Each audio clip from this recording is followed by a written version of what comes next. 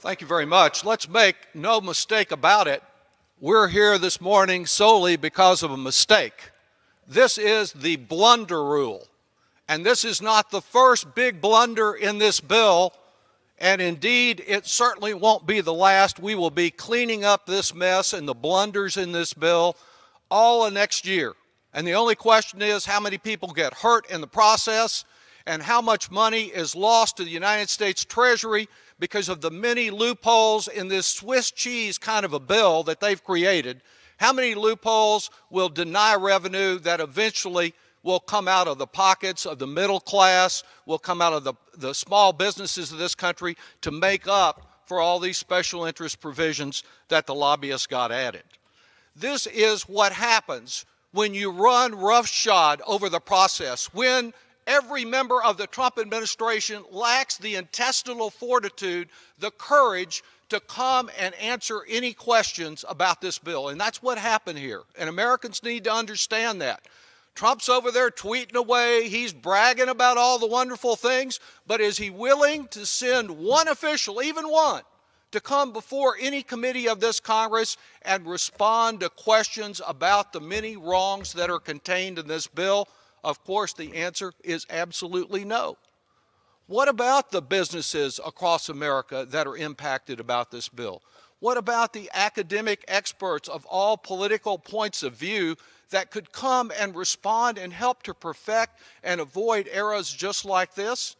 They were all left out. Not 1 minute of examination from any objective source coming in and talking in a hearing process to the committee about this bill. Now, I'm one of the conferees to adjust the differences between the House and the Senate. My, was that a great honor. Was that a great experience in the new democracy that these Republicans are providing for America. In that conference committee, the chairman of the conference committee refused to entertain a single motion or a single amendment. But he told us not to worry. After we adopt this conference report behind closed doors and agree to it, you can look at it. You can read it over the weekend before you vote on it at the beginning of the next week. You just can't change it in any way. You cannot study it in any way. You cannot share it with anybody in any way because we're only interested in sharing it with those lobbyists with whom we have special connections and operating in secrecy behind closed doors. And of course, one of the many sad things about this particular bill is that it lost its name in the Senate and in what we're considering this morning. In fact, if you turn to the bill, which is a big old thick stack that I left lying around over here, do you have another couple of minutes? How about two? Yes, thank you. The gentleman is recognized if you for look an at the additional bill, 2 you will minutes. see it says short title, etc., and it stops. It's nameless at this point. It is a bill that has no name, and of course it has no heart. But what's the solution to that? Well, every time Donald Trump touches a tower, he puts his name in bold letters across it, Trump Tower. This is the only accomplishment that President Trump can point to this year. Why don't we put his name on this bill? We could call it the Donald J. Trump Inequality Act because it will do more than any legislation we've considered here in recent years to widen the gap between those at the very top and the rest of us. Or we could call it the Donald J. Trump Windfall Bill because he and his family are going to pocket an immense amount of money.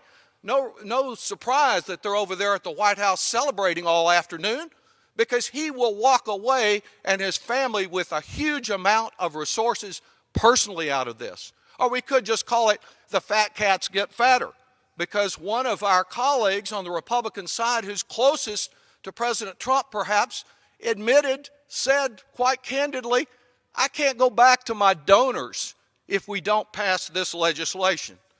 What a study in wise investment.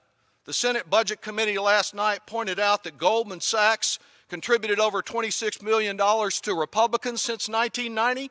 They get about a $6 billion tax cut. Where can you get a return like that? Or Pfizer, $15 million. They get a $39 billion tax cut.